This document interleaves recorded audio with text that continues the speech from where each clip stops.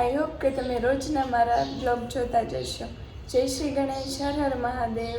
So guys, આજે છે 9મું નોરતું, જેમાં દુર્ગાનું સ્વરૂપમાં સિદ્ધિદાત્રી છે. જય માતા દી.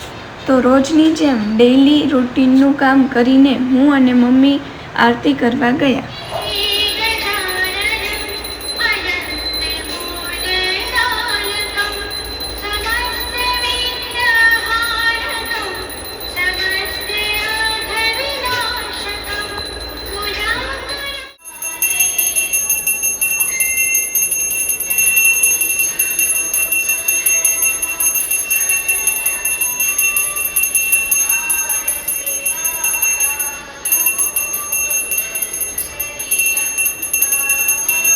તો આજે મને મમ્મીના હાથની વેજ કઢી ખાવાનું મન થયું હતું.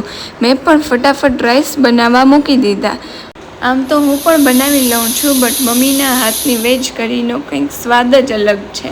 तो गाइस, आज की थाली में वेज करी, राइस और पापा के लिए स्पेशल बैंगन का भरता, चपाटी, सैलेड, दही एंड छाछ के बिना तो थाली ही अधूरी है.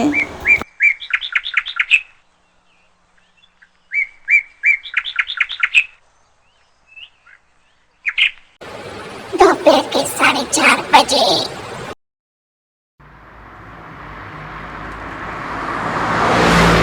સાંજે ટ્યુશન પતાવીને મને ખૂબ જ ભૂખ લાગી હતી, તો મેં મમ્મીને કહ્યું કે કંઈક ગરમા ગરમ બનાવી દે ને. તો મમ્મી કહે છે કે કાલે જે મગ કર્યા હતા તે હજુ ફ્રીજમાં પડ્યા જ છે. તો તેમાંથી મમ્મીએ મને બેટર રેડી કરી દીધું અને કહ્યું કે તું આમાંથી અપ્પમ બનાવી દે, જેને આપણે ગુજરાતીમાં ગપગોટા પણ કહીએ છીએ. ગાઈઝ, મને એટલી ભૂખ લાગી હતી કે ચટણી પણ બનાવવાની મેં મહેનત ન કરી અને ડાયરેક્ટ જ સોસ સાથે ખાઈ લીધા. એન્ડ એનો ટેસ્ટ, આ રેસીપીને તમે પણ ટ્રાય કરજો, ખૂબ જ ટેસ્ટી બનશે.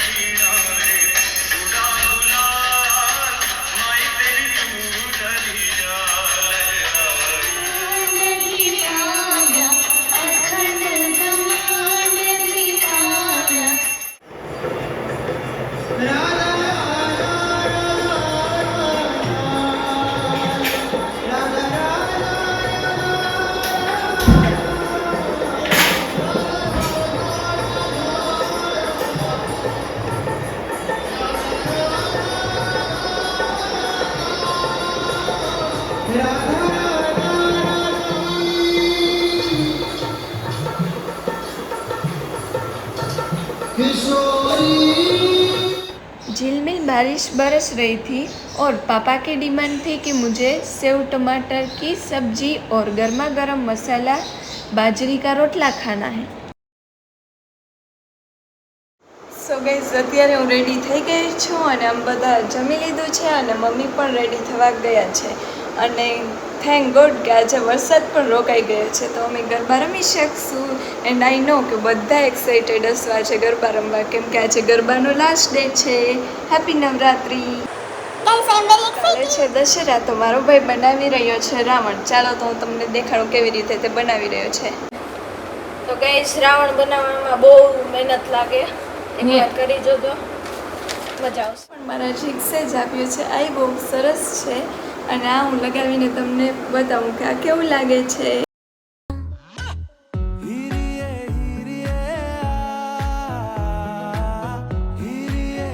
સો ગાઈઝ, હું ને મમ્મી અત્યારે રેડી થઈ ગયા છે ગરબા રમવા માટે.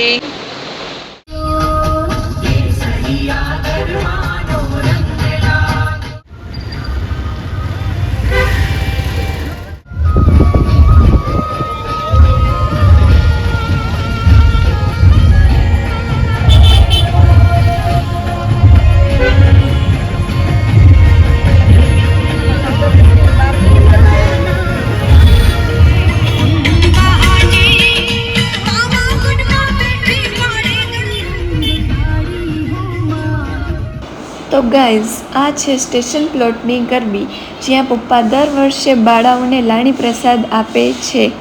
અમે જ્યારે નાના હતા ત્યારથી જ આ ગરબીમાં જ રમતા. હું અને મારા કઝિન સિસ્ટર બધા જ. ગરબીનો બ્લોગ જોઈને મારી સિસ્ટર જે અત્યારે સાસરે ચાલી ગઈ છે તે જે સિસ્ટર જે અત્યારે ગોંડલમાં જ રહે છે તે પણ આ બ્લોગ જોઈને તેની યાદો તાજા કરી શકશે.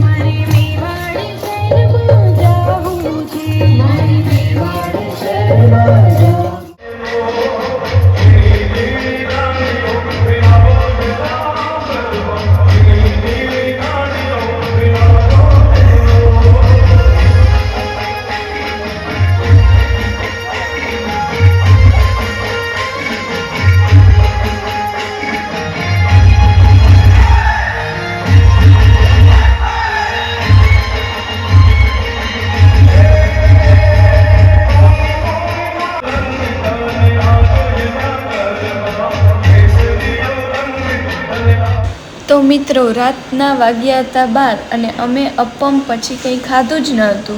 તો પપ્પાને કહ્યું ભૂખ લાગી છે, તો પપ્પાએ સ્ટેરિંગ ઘુમાવ્યું એન્ડ યાર્ડ તરફ જવા દીધું. જ્યાં સુધી ગરમા ગરમ ગાંઠિયા બનતા હતા ત્યાં સુધી યાર્ડનો રાતનો નજારો મેં કેપ્ચર કર્યો.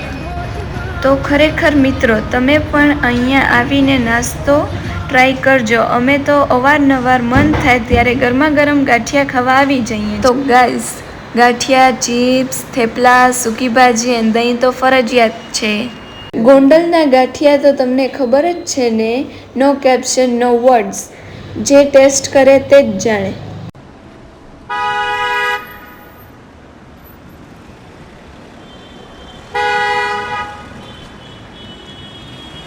છે 12, ભાઈ બનાવી રહ્યો છે જુગાડ. આજ માટે આટલું. મળીએ નવા બ્લોગમાં. And don't forget two like, share and subscribe. જય શ્રી ગણેશ, હર હર મહાદેવ, બાય.